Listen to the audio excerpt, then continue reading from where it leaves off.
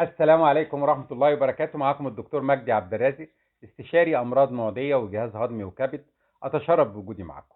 موضوعنا النهاردة عن 4 فئات ممنوعين من الأسماك المملحة، زي الرنجة والفسيخ والملوحة والسردين.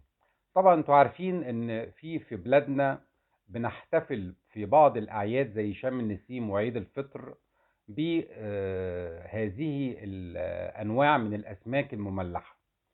احنا هنا بنحذر في هذا الفيديو من هذه الأسماك، وخصوصا لبعض الحالات اللي ممكن يكون تناول هذه الأطعمة خطر على حياتهم، زي مرضى ارتفاع ضغط الدم. دول لو أكلوا هذه الأطعمة ممكن نسبة الصوديوم يعلى عندهم، وده ممكن يؤدي إلى ارتفاع شديد في ضغط الدم، وده يؤدي إلى صداع وزغللة ومضاعفات، وممكن يؤدي إلى غياب في الوعي، وممكن يؤدي إلى تشنجات وغيبوبة. طبعا في أيضا من ضمن الفئات اللي ممنوعة من هذه الأطعمة الحوامل.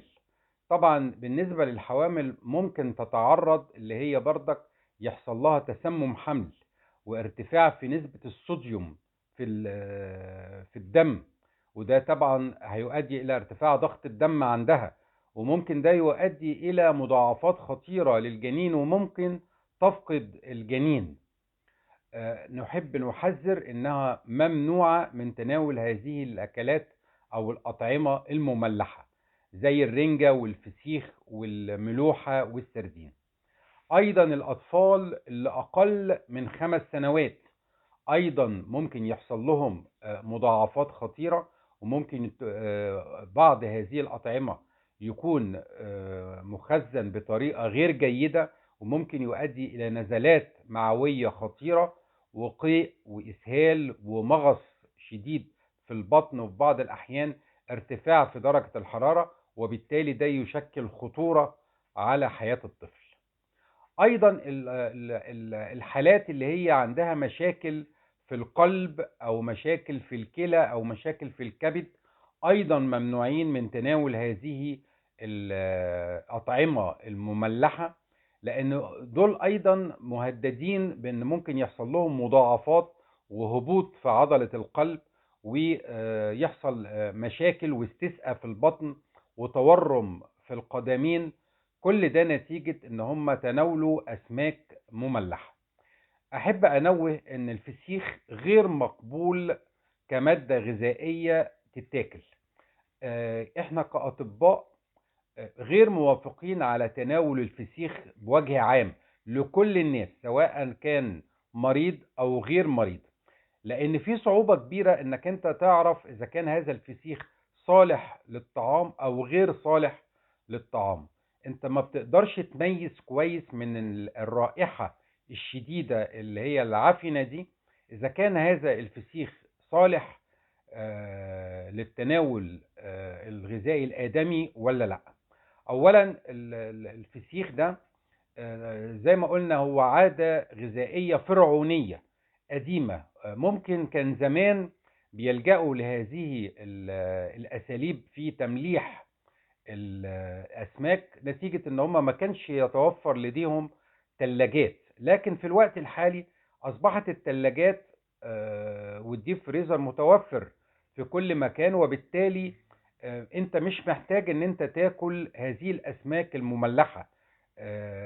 احنا بننصح بانك انت تاكل اسماك طازجة، سواء كانت مقلية او مشوية او باي طريقة تحبها. ده يعني يغنيك عن هذه الاسماك المملحة اللي بيتم الاحتفاظ بيها. ممكن ظروف التخزين بتاعتها تكون غير جيدة. احنا ما بنقدرش نحكم بالظبط اذا كان في سوء تخزين لهذه الاسماك ولا لا، لأن الرائحة النتنة أو الصادرة عن هذه الأسماك دي بتجزم أن هذه الأسماك ممكن تؤدي إلى مخاطر صحية عالية. يعني ممكن يحصل نزلات معوية خطيرة لأي شخص ممكن يتناول هذه الأطعمة. ايضا ممكن يحصل تسمم. احنا عارفين ان الفسيخ بيحتوي على بعض الانواع من البكتيريا اللي بتفرز سموم، وهذه السموم ممكن تؤثر على الجهاز العصبي للإنسان، وتؤدي إلى مضاعفات خطيرة. وإحنا بنقول في خلال 8 ساعات ل 36 ساعة، ده ممكن السم هذا ممكن يؤدي إلى زغللة في العينين، وممكن يؤدي إلى ازدواجية في النظر، وممكن يؤدي إلى شلل في عضلات الكتف أو عضلات الإيدين، وممكن يؤدي إلى شلل في عضلات الجهاز التنفسي ويؤدي إلى الوفاة. طبعا دي يعني التسمم بالبوتيوليزم أو الخطورة بتاعة هذه البكتيريا عالية جدا جدا، ونسبة الوفاة عالية جدا جدا. طبعا مش كل المستشفيات بيتوفر فيها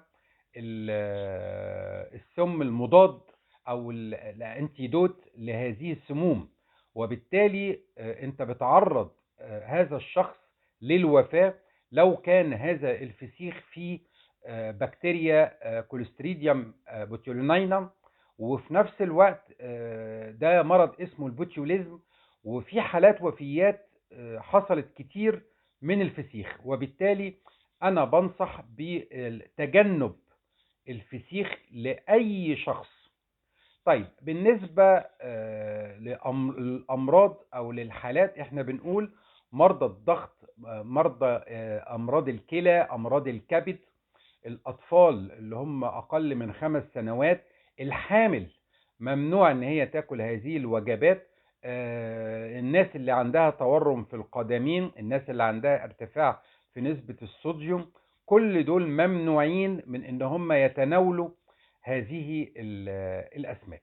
في حالة لو تمت الإصابة بنزلات معوية، طبعا ممكن ناخد حاجة زي الأنتينال كنوع من أنواع المطهر، ممكن ناخد فيسرال جين كحاجة تقلل من المغص، ممكن ناخد باراسيتامول يقلل من الوجع والصداع.